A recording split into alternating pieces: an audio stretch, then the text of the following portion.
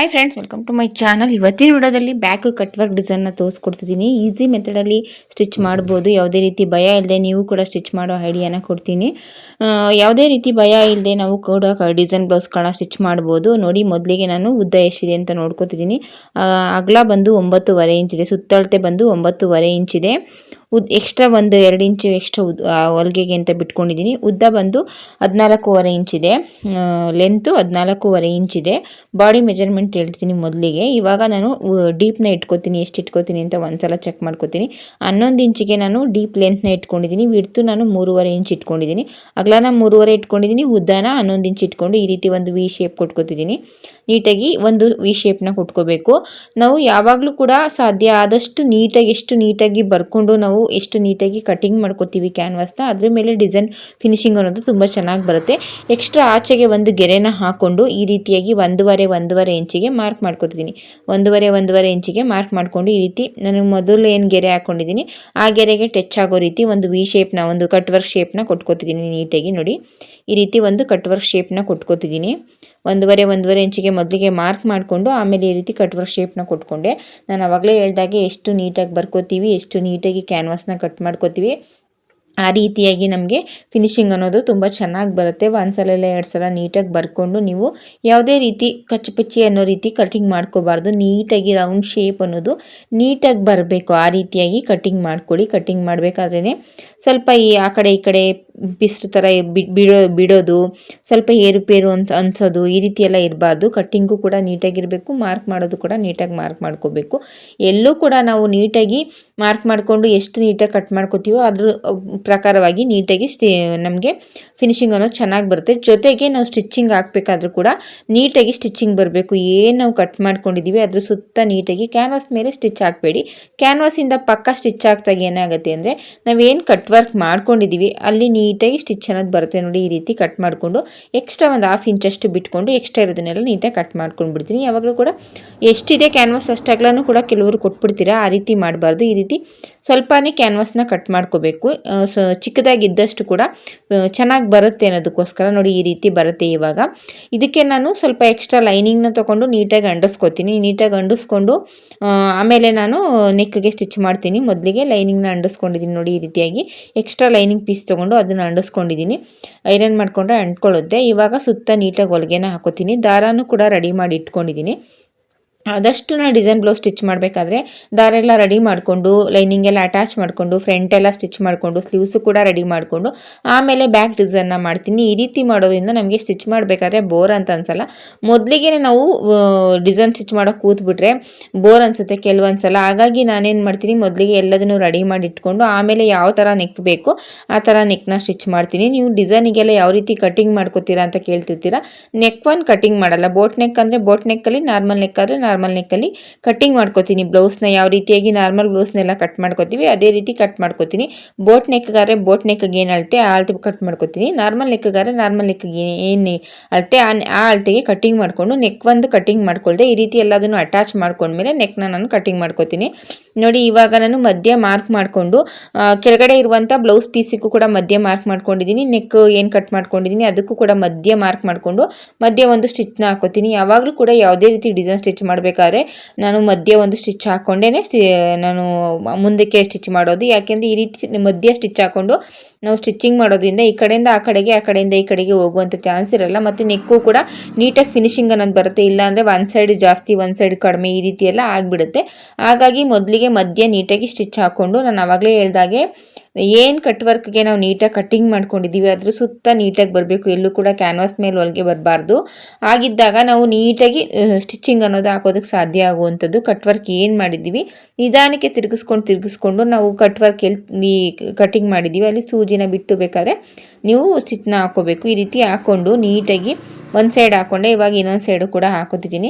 ಈ ರೀತಿ ನೀಟಾಗಿ ನಾವು ಕಟ್ಟಿಂಗು ಮತ್ತು ಸ್ಟಿಚ್ಚಿಂಗ್ ಎರಡೂ ಕೂಡ ನೀಟಾಗಿ ಮಾಡಿಕೊಂಡ್ರೆ ಯಾವುದೇ ರೀತಿ ಏನು ಬೇಡ. ನಾವು ಐರನ್ ಮಾಡದೇ ಇದ್ರೂ ಕೂಡ ನೀಟಾಗಿ ಉಲ್ಟಾ ಮಾಡಿದ ತಕ್ಷಣ ಬಂದುಬಿಡುತ್ತೆ, ಅಷ್ಟು ನೀಟಾಗಿರುತ್ತೆ. ಮತ್ತು ಕೆಲವೊಂದು ಬಟ್ಟೆ ಮೇಲೂ ಡಿಪೆಂಡ್ ಆಗುತ್ತೆ. ಆ ಬಟ್ಟೆನೂ ಕೂಡ ನೋಡಿಕೊಂಡು ನಾವು ಆಮೇಲೆ ಡಿಸೈನ್ ಮಾಡಬೇಕಾಗತ್ತೆ. ಕೆಲವೊಂದು ಕ್ಲಾತ್ಗೆ ಅಷ್ಟು ನೀಟಾಗಿ ಬರಲ್ಲ ಫಿನಿಶಿಂಗ್ ಅನ್ನೋದು, ಅದನ್ನು ಕೂಡ ನೋಡ್ಕೊಂಡು ಕೆಲಸ ಮಾಡಬೇಕಾಗತ್ತೆ. ಕ್ಯಾನ್ವಾಸ್ ಕೊಟ್ಟು ಸ್ಟಿಚ್ ಮಾಡೋದ್ರಿಂದ ಯಾವುದೇ ಸಾಫ್ಟ್ ಕ್ಲಾತ್ ಆದರೂ ಕೂಡ ನಾವು ಸ್ಟಿಚ್ ಮಾಡ್ಬೋದು. ಆದರೆ ಫಿನಿಶಿಂಗ್ ಅನ್ನೋದು ಕೆಲವೊಂದು ಬಟ್ಟೆಗೆ ತುಂಬ ಚೆನ್ನಾಗಿ ಬರುತ್ತೆ ಮತ್ತು ಯಾವುದೇ ರೀತಿ ನಮಗೆ ಹಿಂಸೆ ಅನಿಸಲ್ಲ. ಕೆಲವೊಂದು ಬಟ್ಟೆಗೆ ಫಿನಿಶಿಂಗ್ ಅನ್ನೋದು ಚೆನ್ನಾಗಿ ಬರಲ್ಲ, ಆದಷ್ಟು ಪದೇ ಪದೇ ಪ್ರಯತ್ನ ಪಡ್ತಿರ್ಬೇಕಾಗತ್ತೆ. ಅದನ್ನೆಲ್ಲ ನೋಡಿಕೊಂಡು ಆ ಬಟ್ಟೆಗೆ ಸೂಟ್ ಆಗುತ್ತಾ ಇಲ್ವೋ ಅಂತ ನೋಡ್ಕೊಂಡು ಆಮೇಲೆ ಡಿಸೈನ್ ಮಾಡಿ. ನೋಡಿ ಇವಾಗ ನೀಟಾಗಿ ನಾನು ಸ್ಟಿಚ್ ಹಾಕೋತಿದ್ದೀನಿ. ತುಂಬ ಜನ ಎಷ್ಟೊಂದು ಬ್ಲೌಸ್ಗಳನ್ನ ಸ್ಟಿಚ್ ಮಾಡ್ತಿರ್ತೀರ.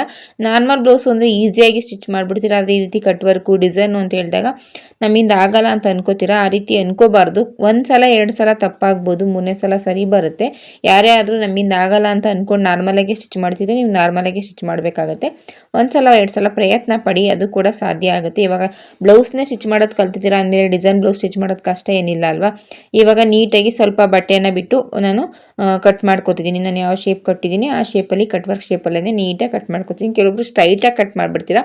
ಆ ರೀತಿ ಸ್ಟ್ರೈಟಾಗಿ ಕೂಡ ಕಟ್ಟಿಂಗ್ ಮಾಡ್ಕೋಬಾರ್ದು, ಆವಾಗ ನೀಟಾಗಿ ಫಿನಿಶಿಂಗ್ ಅನ್ನೋದು ಚೆನ್ನಾಗಿ ಬರಲ್ಲ. ನಾನು ಯಾವ ಶೇಪ್ ಕೊಟ್ಟಿದ್ದೀನಿ ಕಟ್ ವರ್ಕ್ ಶೇಪು ಅದೇ ರೀತಿ ಶೇಪಲ್ಲಿ ಕೂಡ ಕಟ್ಟಿಂಗ್ ಮಾಡ್ಕೋಬೇಕು. ಇವಾಗ ಸ್ವಲ್ಪ ಸ್ವಲ್ಪ ಮ್ಯಾಚ್ ಹೊಡ್ಕೋತಿದ್ದೀನಿ. ನೀಟಾಗಿ ಮ್ಯಾಚ್ ಹೊಡ್ಕೊಂಡು ಉಲ್ಟಾ ಮಾಡಿದ ತಕ್ಷಣ ಬಂದುಬಿಡ್ತು. ಬಟ್ಟೆ ಅಂತೂ ತುಂಬಾ ಚೆನ್ನಾಗಿತ್ತು. ಹಾಗಾಗಿ ನಾನು ಉಲ್ಟಾ ಮಾಡಿದ ತಕ್ಷಣ ಐರನ್ನೇ ಬೇಕಾಗಿಲ್ಲ, ಅಷ್ಟು ನೀಟಾಗಿ ಬಂತು ಅಂತ ಹೇಳ್ಬೋದು. ಎಕ್ಸ್ಟ್ರಾ ಜಾಸ್ತಿ ಕೂಳೆ ಬಿಡದಿರೋದ್ರಿಂದ, ಕಟ್ಟಿಂಗ್ ನೀಟಾಗಿ ಮಾಡ್ಕೊಳ್ಳೋದ್ರಿಂದ, ಸ್ಟಿಚಿಂಗ್ ನೀಟಾಗಿ ಹಾಕೊಳ್ಳೋದ್ರಿಂದ, ಇದೆಲ್ಲ ಮಾಡೋದ್ರಿಂದ ನೋಡಿ ಎಷ್ಟು ನೀಟಾಗಿ ಬರುತ್ತೆ ಅಂತ. ಇದನ್ನೆಲ್ಲ ನೋಡ್ಕೋಬೇಕು.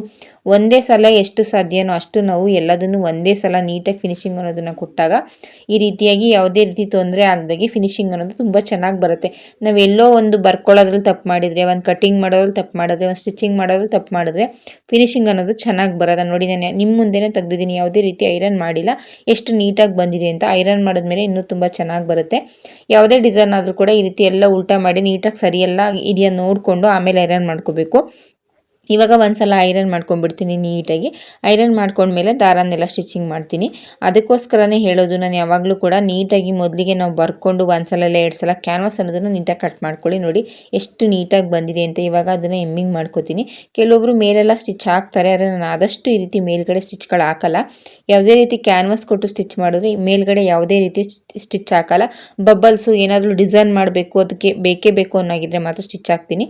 ದಾರಾನು ಕೂಡ ಮಾಡ್ಕೊಂಡಿದ್ದೀನಿ. ಕೆಳಗಡೆ ಒಂದು ಬೋ ಕೊಡೋದಕ್ಕೆ ಹೇಳಿದರೆ ಅದಕ್ಕೆ ಒಂದು ಬಟನ್ ತಗೊಂಡಿದ್ದೀನಿ. ನೋಡಿ ಉದ್ದನ ನಾನು 9 ಇಂಚ್ ತೊಗೊಂಡಿದ್ದೀನಿ. ಈ ಅಗಲನ 4 ಇಂಚ್ ತೊಗೊಂಡಿದ್ದೀನಿ. ಒಂದು ಸಿಂಪಲ್ ಬೋ ಮಾಡಿ ಹಾಕಿ ಅಂತ ಹೇಳಿದರು. ಹಾಗಾಗಿ ಒಂದು ಸಿಂಪಲಾಗಿ ಒಂದು ಬೋನ ಮಾಡ್ತಿದ್ದೀನಿ. ನೋಡಿ ಈ ರೀತಿ ಫೋಲ್ಡ್ ಮಾಡಿಕೊಂಡು ಒಂದು ಹೊಲಿಗೆನ ಹಾಕೋತಿದ್ದೀನಿ ನೀಟಾಗಿ. ನೋಡಿ ಈ ರೀತಿ ಹಾಕೋಬೇಕು. ಸುತ್ತ ನೀಟಾಗಿ ಹೊಲಿಗೆನ ಹಾಕೋತೀನಿ. ಪೂರ್ತಿಯಾಗಿ ಸುತ್ತ ಹೊಲಿಗೆನ ಹಾಕ್ಬಿಡ್ತೀನಿ. ಒಂದು ಸ್ಟಿಚ್ ಹಾಕ್ಕೊಂಡಿದ್ದೀನಿ. ನೋಡಿ ಈ ರೀತಿಯಾಗಿ ಒಂದು ಸ್ಟಿಚ್ನ ಹಾಕ್ಕೊಂಡೆ. ಇವಾಗ ಮಧ್ಯ ಓಪನ್ ಮಾಡ್ಕೋತೀನಿ. ಸ್ವಲ್ಪ ಕತ್ರಿಲಿ ಮಧ್ಯ ಓಪನ್ ಮಾಡ್ಕೋತೀನಿ. ನೋಡಿ ಈ ರೀತಿಯಾಗಿ ಮಧ್ಯ ಓಪನ್ ಮಾಡಿಕೊಂಡೆ. ಈ ಡಿಸೈನ್ ಕಸ್ಟಮರ್ದೇ ಚಾಯ್ಸ್ ಆಗಿತ್ತು. ಇದು ನೋಡಿ ಇವಾಗ ಉಲ್ಟಾ ಮಾಡಿದ್ರೆ ನೀಟಾಗಿ ಬರುತ್ತೆ, ಎಲ್ಲ ಒಳಗಡೆ ಹೋಗುತ್ತೆ. ಉಲ್ಟಾ ಮಾಡಿದ್ರೆ ನೀಟಾಗಿ ಬರುತ್ತೆ. ಇದನ್ನು ಇವಾಗ ಮಾರ್ಕ್ ಮಾಡಿಕೊಂಡು ಸೆಂಟ್ರಿಗೆ ನಾನು ನೀಟಾಗಿ ಕೊಟ್ಕೋತೀನಿ. ಈ ರೀತಿ ಉಲ್ಟಾ ತೆಗೆದ್ರೆ ನೀಟಾಗಿ ಬರುತ್ತೆ. ನೋಡಿ ಈ ರೀತಿ ಉಲ್ಟಾ ಮಾಡಿದ್ರೆ ನೀಟಾಗಿ ಬರುತ್ತೆ. ಕಸ್ಟಮರ್ದೇ ಡಿಸೈನ್ ಚಾಯ್ಸ್ ಆಗಿತ್ತು. ನನಗೆ ತುಂಬ ಜನ ಇತ್ತೀಚೆಗೆ ಒಂದು 4-5 ಜನ ಕಮೆಂಟ್ ಮಾಡಿದ್ರಿ ಕಟ್ ವರ್ಕ್ ಡಿಸೈನ್ಸ್ದು ವಿಡಿಯೋನ ಹಾಕಿ, ಮತ್ತು ನನಗೆ ಎಲ್ಲ ನಾರ್ಮಲ್ ಬ್ಲೌಸ್ ಸ್ಟಿಚ್ ಮಾಡ್ತೀನಿ, ಎಲ್ಲ ಥರ ಬ್ಲೌಸ್ಗಳನ್ನ ಸ್ಟಿಚ್ ಮಾಡ್ಕೋತೀನಿ. ಸಾದಾ ಬ್ಲೌಸು, ಲೈನಿಂಗ್ ಬ್ಲೌಸು ಈ ಥರದ್ದೆಲ್ಲ ಸ್ಟಿಚ್ ಮಾಡ್ಕೋತೀನಿ. ಆದರೆ ನನಗೆ ಕಟ್ ವರ್ಕ್ ಡಿಸೈನು ಬರಲ್ಲ ಅಂತ ಅವರಿಗೋಸ್ಕರ. ನೋಡಿ ಮಧ್ಯ ಒಂದು ಸೂಜಿಲಿ ಈ ರೀತಿ ತೊಗೊಂಡು ಇವಾಗ ಹೂವನ ಯಾವ ರೀತಿ ಕಟ್ಟುತ್ತೀವಿ ಆ ರೀತಿ ಕಟ್ಕೋತಿದ್ದೀನಿ. ನೋಡಿ ಮಧ್ಯ ಸೂಜಿನ ಹಾಕ್ಬಿಟ್ಟು ನಾನು ಇಲ್ಲಿ ಓಪನ್ ಮಾಡ್ಕೊಂಡಿದ್ದೆ, ಅಲ್ಲಿ ಸೂಜಿನ ಹಾಕ್ಬಿಟ್ಟು ಹೂವನ ನಾವು ಯಾವ ರೀತಿ ಕಟ್ಟುತ್ತೀವಿ ಆ ರೀತಿ ಕಟ್ಕೊಂಡು ಈ ರೀತಿ ನೀಟಾಗಿ ಎಳೆದಿಟ್ಕೊಂಡೆ. ಇವಾಗ ಮಧ್ಯ ಮಾರ್ಕ್ ಮಾಡ್ಕೋಬೇಕು. ಈ ರೀತಿ ಮಧ್ಯ ಮಾರ್ಕ್ ಮಾಡಿಕೊಂಡು ಅದನ್ನು ಅಲ್ಲಿಗೆ ಸ್ಟಿಚ್ ಹಾಕೋತೀನಿ. ನೋಡಿ ಈ ರೀತಿ ಮಧ್ಯ ಮಾರ್ಕ್ ಮಾಡಿಕೊಂಡು ಇದನ್ನು ಇವಾಗ ಇಲ್ಲಿಟ್ಟು ಸೂಜಿನ ಒಳಗಡೆ ತೂರಿಸಿ 1-2-3 ಟಾಕ್ನ ಹಾಕೋತೀನಿ ನೀಟಾಗಿ. ಈ ರೀತಿ ಮಿಷಿನಲ್ಲಿ ಕೂಡ ಹೊಲ್ಕೋಬೋದು, ಆದಷ್ಟು ಸೂಜಿಲೇ ಹೊಲ್ಕೋತೀನಿ ನಾನು ಯಾವುದೇ ರೀತಿ ಡಿಸೈನ್ ಮಾಡಿದಾಗ. ಇದ್ರ ಮೇಲ್ಗಡೆ ಬೇಕು ಅಂದರೆ ನೀವು ಒಂದು ಬಟನ್ ಕೂಡ ಕೊಟ್ಕೋಬೋದು. ನನಗೆ ಕಸ್ಟಮರ್ ಯಾವುದೇ ರೀತಿ ಬಟನ್ ಹೇಳಿರಲಿಲ್ಲ, ಹಾಗಾಗಿ ಬಟನ್ ಎಲ್ಲ ಏನು ಕೊಡ್ತಿಲ್ಲ. ಕಸ್ಟಮರ್ದೇ ಚಾಯ್ಸ್ ಆಗಿತ್ತು. ಕಸ್ಟಮರ್ ಕೂಡ ತುಂಬಾ ಇಷ್ಟಪಟ್ಟರು ಡಿಸೈನ್ನ. ಕಸ್ಟಮರ್ಗೂ ಇಷ್ಟ ಆಯಿತು. ಈ ವಿಡಿಯೋನ ಹಾಕಿದ್ರೆ ನಿಮಗೂ ಕೂಡ ಹೆಲ್ಪ್ ಆಗ್ಬೋದು ಅಂತ ಅಂದ್ಕೊಂಡು ವಿಡಿಯೋನ ಹಾಕ್ತಿದ್ದೀನಿ. ತುಂಬ ಜನ ಇತ್ತೀಚೆಗೆ ಕಮೆಂಟ್ ಮಾಡಿದ್ರಿ ಡಿಸೈನ್ಸ್ ವಿಡಿಯೋಸ್ ಹಾಕ್ಕೊಡಿ ನಮಗೆ ಅಂತ, ಹಾಗಾಗಿ ವಿಡಿಯೋನ ಹಾಕ್ತಿದ್ದೀನಿ. ಆದಷ್ಟು ನೀವೆಲ್ಲ ಹೆಚ್ಚು ಶೇರ್ ಮಾಡಿ, ಹೆಚ್ಚು ಜಾಸ್ತಿ ನೋಡಿದ್ರೆ ನಮಗೂ ಕೂಡ ಫ್ರೀ ಮಾಡಿಕೊಂಡು ಇದಕ್ಕೆಲ್ಲ ಎಡಿಟ್ ಮಾಡಿ ವಾಯ್ಸ್ ಕೊಟ್ಟು ನಿಮಗೆ ಗೊತ್ತಿರುತ್ತೆ. ನಾರ್ಮಲಾಗಿ ಸ್ಟಿಚ್ ಮಾಡೋದಿದ್ರೆ ಸ್ಟಿಚ್ ಮಾಡಿಬಿಡ್ತೀವಿ, ಇದನ್ನೆಲ್ಲ ವಿಡಿಯೋ ಮಾಡ್ಕೊಂಡು ಸ್ಟಿಚ್ ಮಾಡಬೇಕು ಅಂದರೆ ಎಷ್ಟು ಕಷ್ಟ ಅಂತ ನಿಮಗೂ ಕೂಡ ಗೊತ್ತಿರುತ್ತೆ ಅನ್ಕೋತೀನಿ. ಆದಷ್ಟು ಈ ವಿಡಿಯೋಸ್ನ ಶೇರ್ ಮಾಡಿ, ಲೈಕ್ ಲೈಕ್ ಮಾಡಿ ಸಪೋರ್ಟ್ ಮಾಡಿ.